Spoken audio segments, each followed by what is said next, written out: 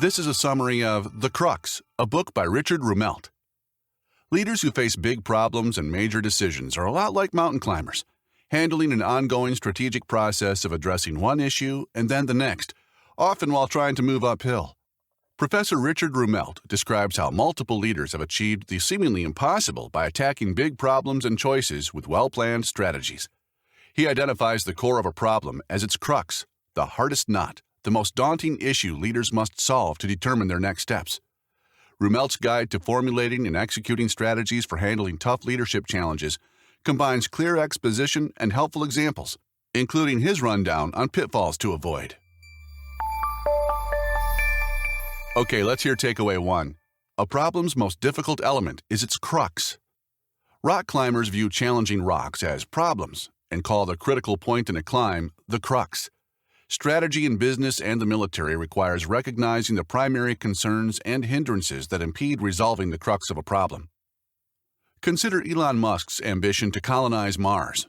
Sending a ship into orbit was costly, but Musk saw re-entry into the atmosphere as the crux, the core problem. Before his innovations, discarding a rocket ship in space was more economical than reusing it. Musk recognized that rocket ships are more expensive than fuel.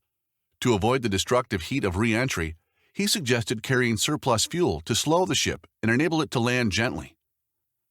In 2015, SpaceX's Falcon 9 became the first rocket to make a slow, soft landing, a process that cost much less than landing the space shuttle. Musk calculated that reaching Mars would cost $9 billion, less than a 20th of the cost NASA had estimated. Now let's hear the second takeaway.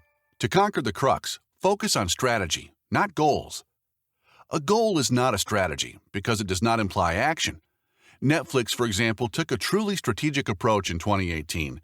Having begun renting DVDs by mail in 1998, the firm shifted to online streaming 12 years later, licensing content from major studios. In 2013, Netflix started to produce original shows. Subscription revenue grew, but Netflix remained in the red. Netflix controlled more than 3/4 of the market for online streaming services. But content providers demanded more money, and some were jumping ship, shifting their content to their own online platforms.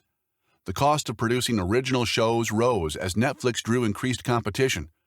But the company's existing international customer base gave it an advantage. New competitors would probably focus initially on the United States, giving Netflix an opportunity to build on its international advantage. Here's the next takeaway. Leaders can turn their strategic ideas into precise, unified action steps. Adept strategists spot which issues they must tackle. They don't rely on the fashionable strategies they see in consultants' PowerPoint presentations. They know strategy can't be a deductive conclusion that springs from evergreen assumptions. And they don't regard strategy as just a matter of enunciating a desired future state of affairs, though they may be ambitious about the future. Instead, wise leaders regard strategy as a means of dealing with problems as they arise. Identifying a problem's crux often turns out to be a major component of creating a strategy. Some situations lack a clearly delineated problem to solve, and your courses of action may not appear as readily. Marvel faced such a problem as it emerged from bankruptcy in 1999. It was a comic book and toy business, and heavily in debt. Marvel paid off its debt by licensing characters for various amusements. It could have licensed its characters for movies, but offers were low, since at that point there had never been a successful film with Marvel characters. Of Marvel's almost 5,000 characters, Hollywood sought only Spider-Man and the X-Men. Marvel licensed both to Sony, accepting low offers as the best it could get. Marvel's CEO saw the crux of the problem as the need to make Marvel's other characters more valuable. He did so by putting them all in the same imaginary universe and by raising capital for Marvel to produce its own films. Marvel's first production was the smash hit Iron Man, after which it produced dozens of movies and TV series featuring Marvel characters. This wise strategy created a profitable juggernaut that continues to fill theaters with Marvel films. All right, we've reached the fourth takeaway. Follow your strategy step by step. In building Salesforce, Mark Benioff began with a vision, designing an approach to new challenges one by one. When he started his career at Oracle, customer relationship management, or CRM systems, were evolving from index cards to databases to complex software, with functionality far beyond customer data. By the 1990s, these complex systems were costly to install and maintain. To reduce costs, Benioff considered the disparate parts of the problem, including the hassle of adapting a CRM setup to a customer's existing system, and then maintaining, updating, and troubleshooting it. Benioff recognized that the cloud offered a solution. A client could pay a subscription fee and log into a CRM system via the web. In 1999, Benioff left Oracle and raised capital for his idea, which became Salesforce.com. Anticipating resistance from corporate IT departments, he offered free signups. He expected large companies to opt in, but initially smaller companies provided more customers, so Benioff shifted his marketing to reach them. Salesforce took a hit when the dot-com bubble popped in 2000, but Benioff refocused on long-term relationships, raising prices for monthly subscriptions. Today, his software as a service, or SaaS model, has inspired many other leaders to develop SaaS products. Tony Ryan had a vision of offering airline passengers both economy and a quality customer experience when he launched Ryanair in 1984. However, a budget ticket and a pleasant trip proved incongruent. Meanwhile, British Airways used the London-Dublin route as a competitive loss leader, lowering its prices on that one route to keep Ryanair from being profitable. In 1992, Ryanair went bankrupt. CEO Michael O'Leary went to the United States to learn from Southwest Airlines. He discovered an even lower cost structure and a strategy of not competing head-to-head with major carriers. Ryanair reduced costs, lowering the price for a non-refundable passenger ticket while charging extra for food and baggage. The airline expanded into Europe, avoiding competition by flying to lesser airports. Within a quarter century, Ryanair became Europe's biggest budget airline, serving 40 countries. Okay, let's continue. Here's takeaway 5. Your growth aspirations may be unrealistic. Large companies may find growth difficult due to their already enormous size. For example, to double its size, Walmart would have to acquire Amazon and AT&T. But such companies can find realistic growth through new ventures or specific product lines. Data show that growth is random. A company whose growth suddenly jumped, for example, from single digits to 20%, would see a jump in its stock price. Then, if growth flattened, the stock price would plunge. To accelerate share price appreciation, surprise the market with new value creation. Bringing that value to more products or buyers is a strategic extension. Sometimes, less is more. Eliminating activities that aren't producing value exemplifies concentrating to grow. McGraw-Hill did this after the 2008-2009 financial crisis. The company got rid of all its activities except financial publishing. Initially, concentration reduced its revenues by about $2 billion. However, refocusing on financial information led to innovation in that field, where high margins grew higher.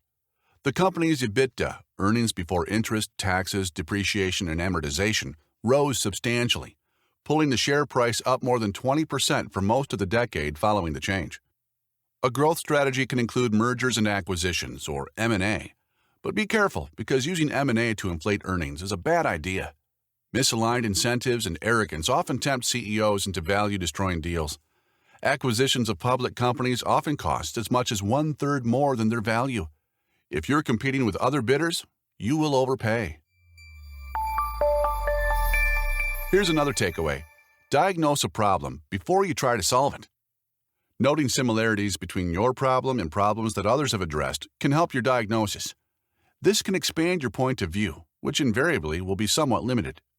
For instance, you may be prone to spotlighting certain elements of your problem instead of others. The theory of disruption examines how major corporations lose to upstarts with new technology who can put out less capable, less costly products that take market share from established providers. Executives find such disruption from below alarming, but sometimes the threat arrives from above. A year after the iPhone came to market, Morgan Stanley advised that RIM, which made the less expensive BlackBerry, had the best secular growth story on telecom equipment. That may have been true when businesses provided the equipment to employees, because BlackBerry had a secure network that charged less for data than other networks. However, when companies allowed employees to bring their own phones to the office, BlackBerry succumbed to disruption from above. Disruption occurs when the cost of responding to an innovation seems too high, the institution doesn't have the wherewithal to respond, or the disruptor is obliterating the threatened business's entire ecosystem. Organizations that don't face those issues also don't face a disruption threat. They face a run-of-the-mill strategy problem. Companies daunted by the cost of responding to disruption should do a cost-benefit analysis considering whether they should postpone their response and whether their existing business would wither. Companies without diversification plans should consider selling out to a diversified acquirer. The vanilla reaction by companies without the skill to respond is buying a company with the skill they lack. Now for the seventh takeaway. Having an edge makes a difference. Consider a winning boxer who might have a greater reach than his or her opponent. That is a competitive edge. Amazon's edge, for example, is its constant focus on its customers and speed of delivery. To develop a strategy that matters, consumer product companies need to understand what customers want and how they behave. In the 1920s, a Procter & Gamble executive mobilized young women to visit homes and learn how women used P&G cleaning products. Many leaders view scale as a means of improving efficiency and market share. Yet scale doesn't always make a winner. Apple produced only about 2/3 as many smartphones in 2019, for example, as Samsung offered. However, Apple's 3 models took nearly 2/3 of global smartphone profits that year, while Samsung's 100-plus models banked less than 1/5. Most of Samsung's production was low-cost phones for users in developing countries. All right, here's the 8th and final takeaway. Sometimes a dysfunctional organization is the biggest obstacle to change. The very aspect responsible for an organization's success may become a problem in time. In the 1950s, General Motors ranked among the top companies, but by the 1990s, it had fallen from grace. Although GM entered a joint venture with Toyota, it did not learn important lessons from the Japanese innovator. GM had a pioneering innovation in Saturn cars, but could not build on that success. The structure and culture at GM prioritized fitting in, which meant suppressing improvements, efficiency, and innovation. GM's bankruptcy in 2009 offered the opportunity for the company to make necessary changes. At IBM, organizational fiefdoms impeded maximizing the firm's strengths. Following its founding in 1911, the company rose to prominence due to brilliant engineering. When new software-compatible machines debuted in the mid-1960s, IBM's growth surged, as did growth in staff at its headquarters. But its bureaucracy undermined IBM's performance, slowing approvals and hindering innovation. By the 1990s, IBM was on an apparently unstoppable downward slide. Wall Street wanted to break up the company. Instead, IBM hired Lou Gerstner as CEO, and he turned the company around in 3 years. Gerstner insisted that IBM operate coherently as one entity. He cut prices and downsized substantially, while selling or closing numerous businesses. Ultimately, he forced IBM's culture to change for the better. That was a summary of The Crux, a book by Richard Rumelt. Here's the 8 takeaways once more. Takeaway 1. A problem's most difficult element is its crux. Takeaway 2. To conquer the crux, focus on strategy, not goals. Takeaway 3. Leaders can turn their strategic ideas into precise, unified action steps. The 4th takeaway, follow your strategy step by step. Takeaway 5, your growth aspirations may be unrealistic. Takeaway 6, diagnose a problem before you try to solve it. Takeaway 7, having an edge makes a difference. And finally, takeaway 8, sometimes a dysfunctional organization is the biggest obstacle to change.